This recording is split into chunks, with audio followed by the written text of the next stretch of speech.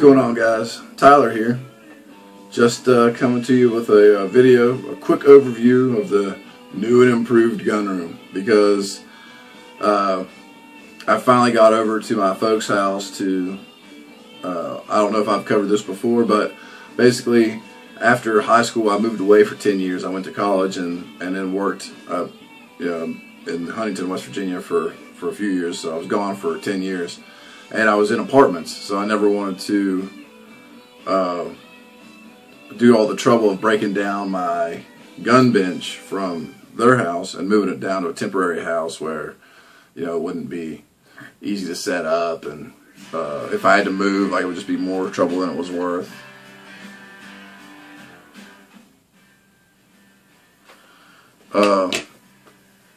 So I decided to leave it at their house, and then finally when I got back here I was like, oh, well, I can get my bench back now.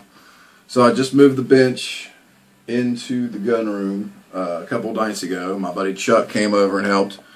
We just to be funny, I'm probably going to cut in like one frame of him from another video that I have that I started to make earlier, where he just kind of popped around the corner and was like,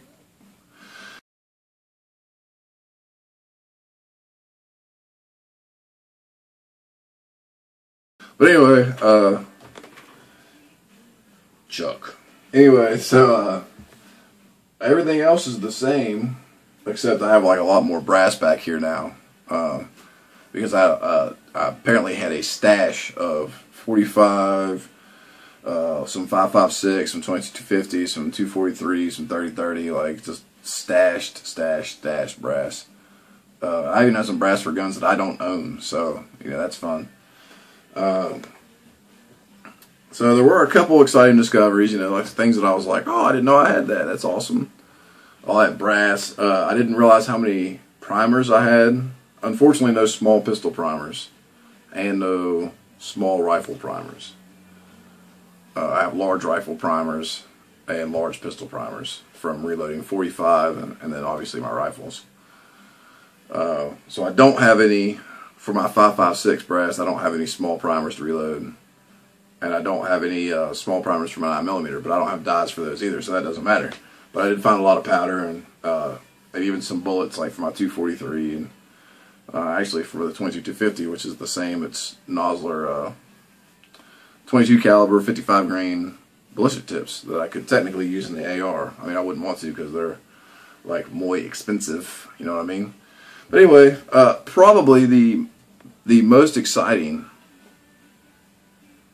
discovery that I made, and I'm almost speechless right now. I'm almost kind of in shock at how awesome it was that I found this, was I found 500 rounds of 22 long rifle that I did not know I had.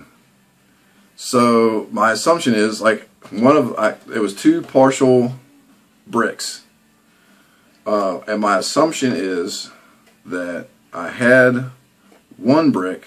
This Winchester Wildcat 22 only had 3 boxes left, so I'm guessing that I had it and it was almost gone. So I went and got this, which was the CCI Blazer brick, and then somehow, like, this one was sitting here and this one got in front of it, so I started using it out of this one, and when there was still some left in this one, and then I'm guessing they got shoved back and something else got put in front of them, all while I was in high school before I left for college.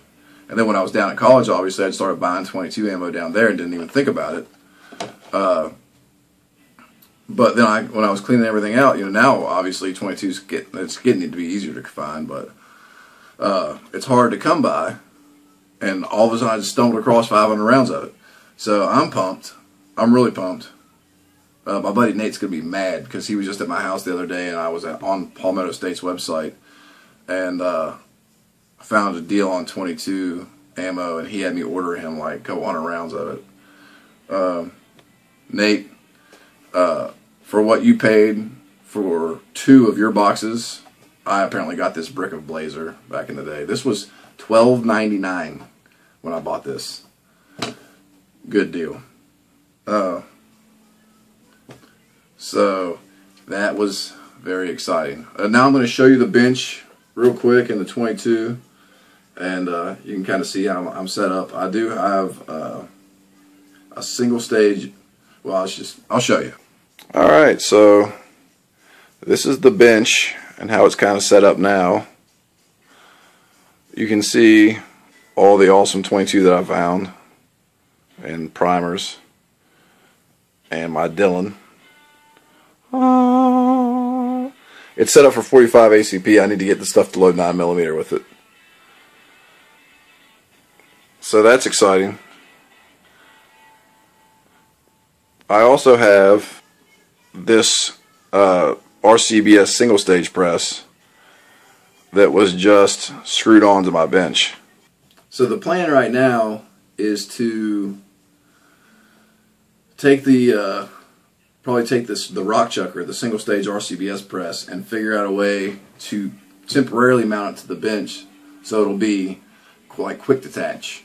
My buddy Chuck works on Saturdays at a hardware store, and he found these things that basically are threads that you can, like steel threads that you can hammer into wood, that we can drill a hole, hammer these steel threads in, and then run a long bolt all the way down through to quick attach it to the bench and then detach it. So that'll leave me with as much room as possible on the bench to do other stuff. But when I need to use the single stage press, which dies for the single stage press are a lot cheaper than dies for the Dillon. The Dillon's awesome, don't get me wrong, but once you get it set up for a caliber, if you want to set it up for another caliber, that's an expensive proposition. So anyway, this is the bench. I'm pretty excited about it. This is the new and improved gun room. Yeah, I hope that you guys like my videos and that they're not too boring or anything. If you do like them, please give me the thumbs up and subscribe. If you don't like them, you don't have to. Just remember that this is America and it's your freedom.